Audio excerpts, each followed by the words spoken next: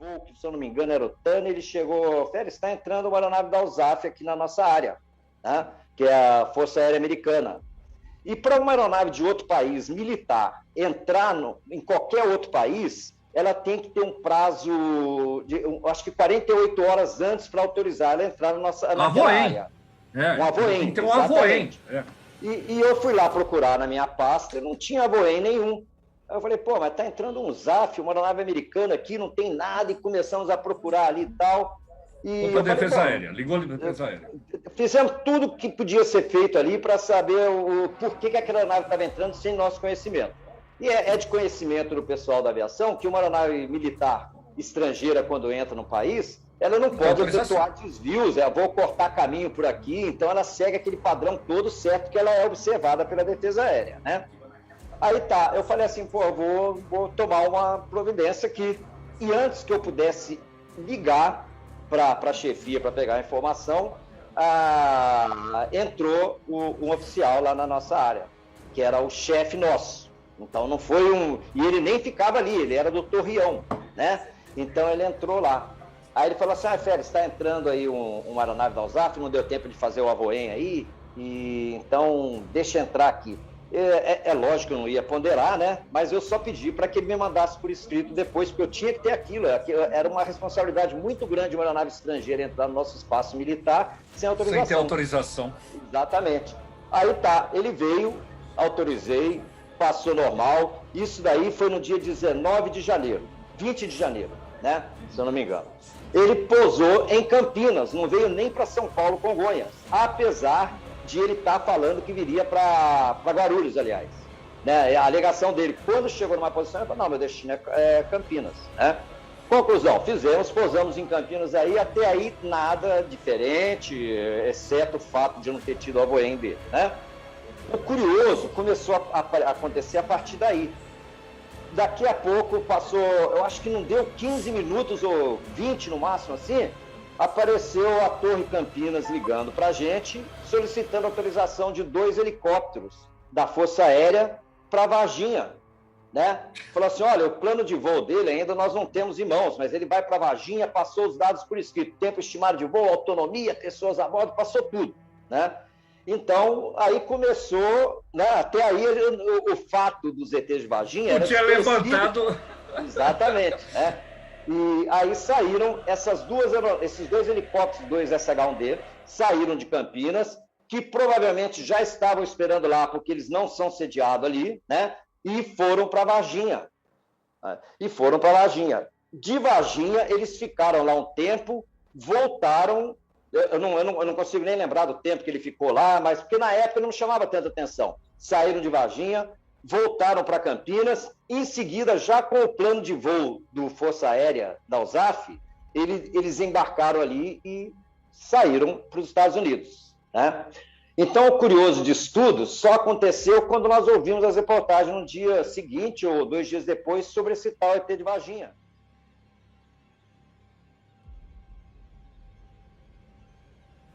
A parte de baixo estava coberta com lençol, né? Eu vi a parte de cima, um tórax fino, a cabeça maior, mas a cabeça não da nossa forma, mas a cabeça mais angulada, né? Como tem no site de vocês, mais angulado, né? Com 3 pequenas protuberâncias, né? Os olhos mais avermelhados e grandes, né? Praticamente sem pescoço, né? E os braços, assim, que estavam... Muito finos. Muito finos e movimentou, sim. Movimentou o tronco e movimentou... Isso no vídeo, né? Movimentou braços muito finos e dedos bem finos. O doutor José comentou com o senhor alguma coisa a respeito de algum cheiro diferente quando estava próximo da criatura, no local onde estava sendo examinado? Não, comigo não, né? Não falou sobre isso, não. O contato ali, depois ele sempre mostrava, as pessoas que iam na casa dele, né? Ele mostrava o vídeo, né? Para nós, né? Sobre cheiro, não.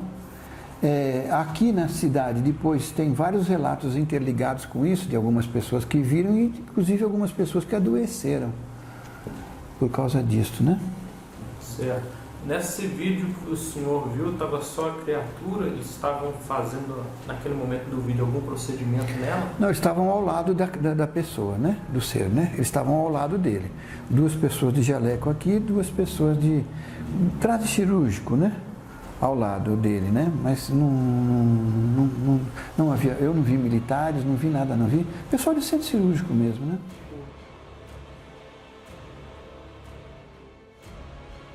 Muito bem.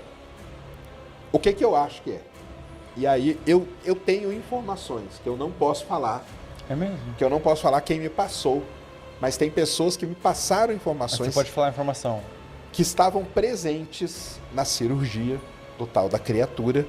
E elas me garantiram que aquilo ali é um tipo de macaco que vivia nas cavernas de Varginha.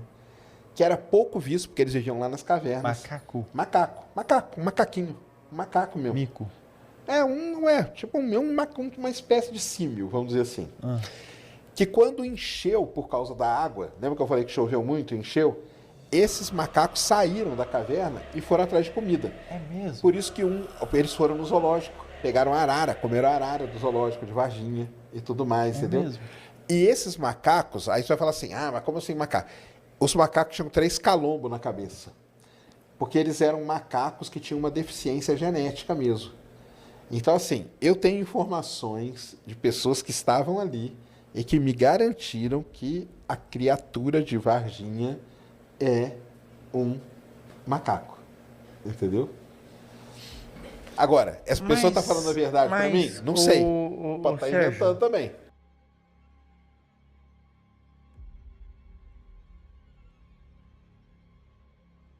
Porque na realidade, aparições de extraterrestres ou de OVNIs, isso não houve porque não houve uma comprovação.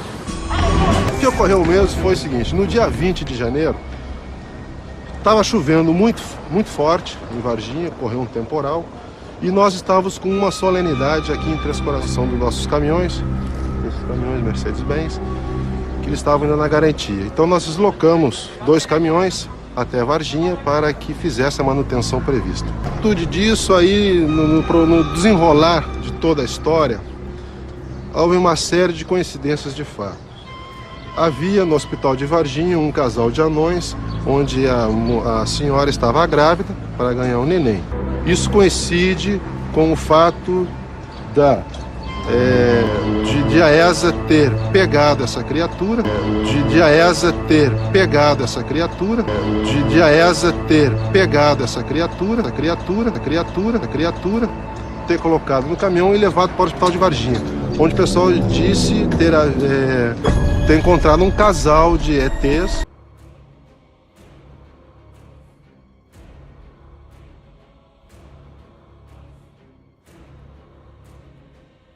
Que o senhor teria ouvido do senhor Marco Eli Xerez, quando ele estava internado, que ele realmente capturou a criatura, participou da captura e teria sido arranhado pela criatura. O senhor confirma isso, doutor Cesário? Não confirmo. Eu sempre disse que após a morte dele, alguns dias depois, a irmã dele esteve aqui no consultório, nesse lugar que nós estamos sentados, e me fez esta revelação. Foi aí que eu comecei a entender a situação toda, mas antes ele, até porque do ponto de vista clínico ele estava muito grave e ele não tem condições de passar informação.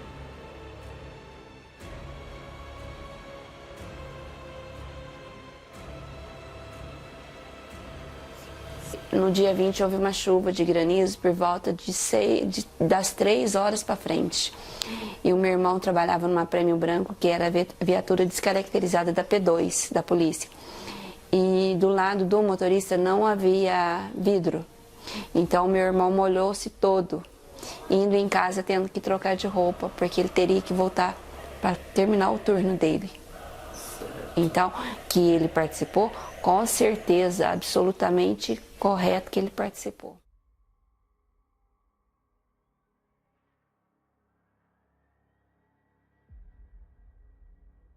Examinei, não consegui encontrar nenhuma outra coisa. Meus recursos, vou repetir, são macroscópicos.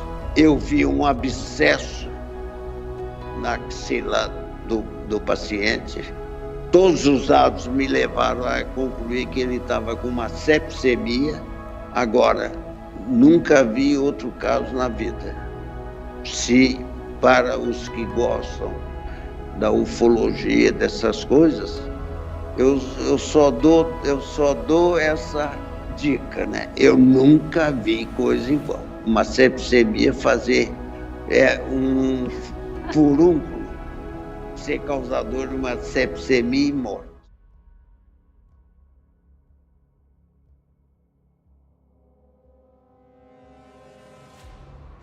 Sou Armando Fortunato, médico sanitarista, fui secretário municipal de saúde durante a pandemia do Covid-19 em Varginha e médico legista à época dos fatos.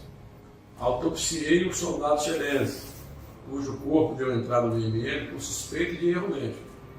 Foi colhido material anátomo-patológico e encaminhado ao renomado médico patologista Dr. Janino, que é o grande amigo aqui, para maiores investigações laboratoriais. No corpo foi constatada uma lesão externa, uma cicatriz recente e uma lesão infecciosa na região axilar esquerda, uma hidradenite, em remissão, um processo já de cicatrização. O paciente teria passado em 3 médicos nos últimos dias e ter sido tratado como lombociatalgia aguda e usado anti-inflamatórios e analgésicos potentes, que mascararam uma infecção em evolução que levou a uma sepsemia aguda. Considerando o relato do amigo fazendeiro, Sr. Antônio José, e de seu filho Marcelo Costa, residentes aqui perto de Varginha, no município de Três Pontas, que avistaram uma nave semelhante ao ônibus, iluminada à noite, uns 3 dias antes na sua sede, na fazenda.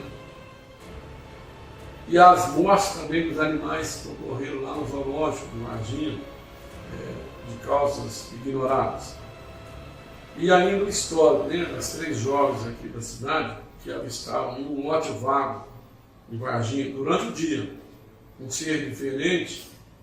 Eu penso que pode ter havido, sim, a presença de seres extraterrestres em nossa cidade naqueles dias.